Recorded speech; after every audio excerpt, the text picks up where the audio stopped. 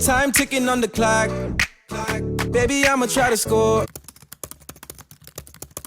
Hi, I'm June Carter, 15 years old. At 15, people called me a genius. Never sleeps. Every weekend came with the soundtrack of construction. Even when I was trying to read the encyclopedia, it felt like someone was drilling straight into my head. One afternoon, I came home and saw Mom buried under a mountain of stuff. So, are we starting a new gig in shipping or something? We're moving. Moving? Where? Why? Somewhere in the suburbs. Quiet, fresh air. You'll like it. I tried to figure it out with my genius-level brain, but it came up empty. You'll know soon, sweetie. Just trust me, okay? I mean, I already packed, didn't I? I totally passed out in the car until it screeched to a stop in front of this giant, ancient, filthy rich mansion. Mom, did we get lost or something? She didn't answer, just waved for me to follow her down the stone path. The door opened. A butler bowed in front of us.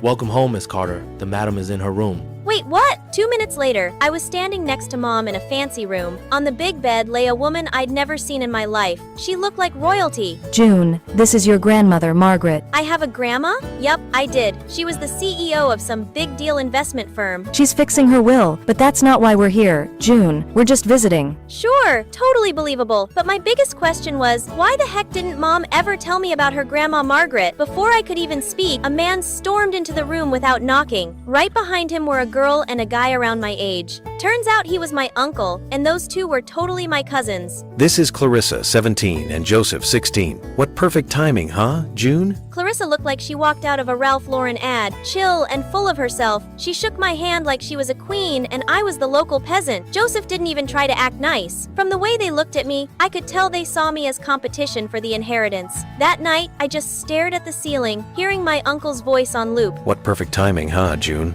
That was not a welcome obvi, so I made a choice. Let them think I was harmless. Let them underestimate me. I'd play dumb and stay chill. The next morning at breakfast, then, I happened to ask Clarissa was passing by, do we have any oat milk? I read somewhere cows are like totally extinct. Clarissa almost choked and Joseph snorted. Good, let them think I'm clueless. Right then, I heard Grandma yelling. A maid came rushing out with her wheelchair. She was crying.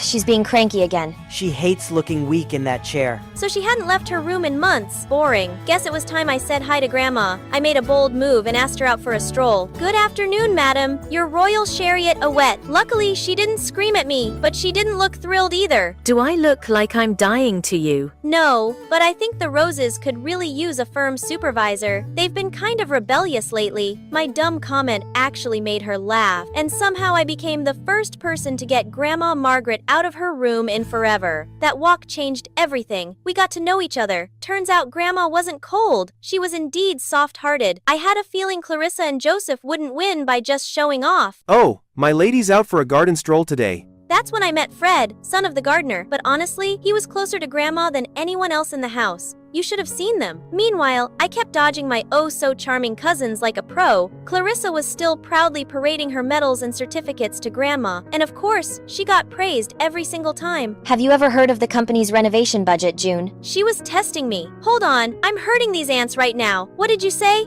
Never mind. Eventually, Clarissa just stopped acknowledging me, but Joseph, not yet. One morning while I was making tea for Grandma, Joseph strolled up all friendly and handed me a little jar, said it was the best kind of sugar for the elderly. Naturally, I used it. Grandma took a sip, then froze completely. June made that tea just for you, Grandma. Oh my gosh. This girl just put salt in the tea. I saw this TikTok that said seniors sometimes need more sodium for blood circulation. That's creative and thoughtful. Joseph looked like he just bit into a lemon. Guess he didn't expect me to dodge his little trap like that. June 1st, Joseph, salty. Somehow, those wheelchair walks with Grandma became a daily thing. Her stories were like old novels worn dramatic, but totally fascinating. And little by little, she opened up. I was engaged once, but I chose the Carter name instead. I was young, foolish, hungry for power. Your mother didn't want that life. She chose love. And she left. I let her. And she's never regretted that choice. And just like that, I had my answer. Why? I'd never heard of Grandma Margaret until now. I wasn't mad at Mom. I admired her more than ever. Then one day, I got tasked with finding her beloved cat, Duchess. While wandering in the garden, I heard a thump in the dry grass, followed by Duchess' familiar meow. If you jump off the roof and land on this patch of grass, you could survive as long as you hit it at the right angle and the air drag doesn't mess you up too bad. But seriously, don't pull that kind of stunt again. Got it? Most people don't really factor in air resistance, you know? Fred had showed up out of nowhere, holding a plate of lemon tart, probably meant for Grandma.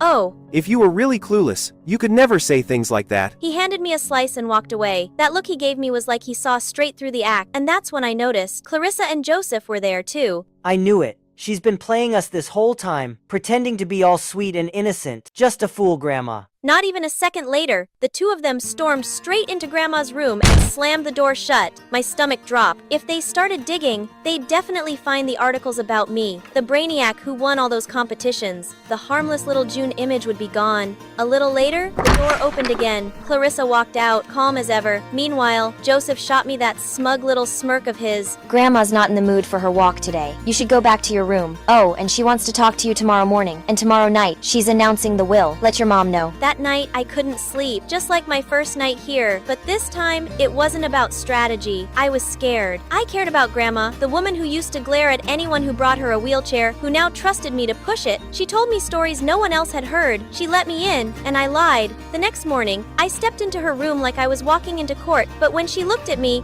her smile was so soft, like Clarissa and Joseph hadn't said a single word to her. June, if I didn't choose you, would you still stay? I didn't come here to be chosen. I'm staying because I love you. That's all, dear. You can go now. See you at dinner. I sat outside on the swing, totally spaced out, thinking about what just happened. Was she mad? Did she forgive me? You okay? She knows everything. I shouldn't have faked it. Yeah, you shouldn't have. But even smart people do dumb stuff sometimes. Fred always knew how to say the right thing. No wonder Grandma adored him. That night was the first time Grandma joined us for dinner. And the tension? You could cut it with a spoon. I've made my decision. I swear I could hear the clock ticking. The one who will inherit the estate and lead the company is June.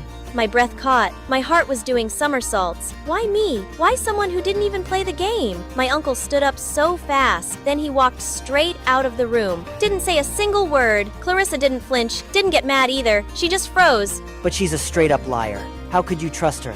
I've known for a while, a truly foolish child could never pretend the way June did. What I saw wasn't deception. It was restraint, kindness, wisdom, and I believe you can do this. Joseph shoved his chair back, then stormed out. Clarissa looked at me, then said, smiled. I'll help you. If you want to learn more about the company, just ask. Thank you, seriously. After dinner, I spotted Mom standing in the hallway. She looked nervous, like really nervous. She asked to talk. After all this time, she asked me to sit with her. Mom stayed in Grandma's room for a long time that night. I had no idea what they talked about, but afterwards, she hugged me tight and whispered, Thank you. And I knew something broken had finally started to heal. I stepped outside and saw Fred waiting for me. He looked like the main lead from a K-drama. Hey mutant, not gonna lie, you're kinda terrifying when you look all wise and enlightened. You stalking me now? Just doing Grandma's bidding, taking you to your new school. Hi, I'm